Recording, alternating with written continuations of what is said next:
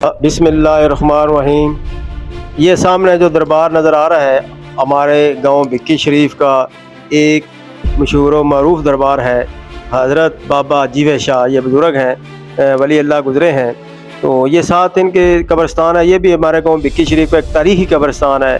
ये मगरब और शमाल का जो हमारा एरिया बनता है गांव का, उसके लोग यहाँ इस कब्रस्तान में अपने लोगों को, प्यारों को दफन करते हैं। आइए अंदर चलते हैं, फातह खानी करते हैं।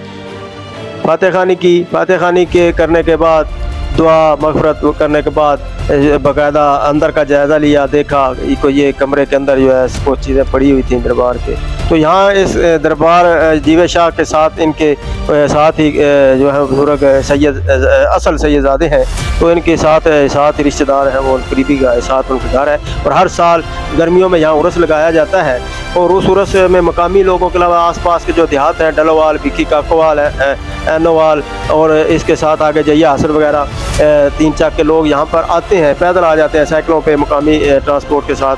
तो ये इसमें उर्स मनाया जाता है। और उस दिन और रात को काफ़ी गहमा गहमी होती है। ये मकामी डेरा जात के जो चौधरी हैं उनकी ये कब्रें हैं, नज़र आ रही हैं। ये मगरब वाले साइड में जो हमारे इस इलाके के चौधरी हैं, मिर्जे के डेरे, ये इस तरह के उनकी ये कब्रें हैं। तो ये कब्रिस्तान, ये जो वन का दरख्त है, ये सफ़ेदे ये अब लगाए गए हैं। ये रोड जो है ये 3 की तरफ जा रहा है, डलोवाल आगे जैया हसन की तरफ निकल जाता है। तो इस साइड पे ये रोड जो है, इस बैक साइड पे जो देखें ये गांव भिक्की शरीफ में दाखिल हो रहे हैं। ये मोटरसाइकिल ये भिक्की में आ रहे हैं और यहाँ से भिक्की से आगे सरगोदा रोड पे चढ़ जाते हैं।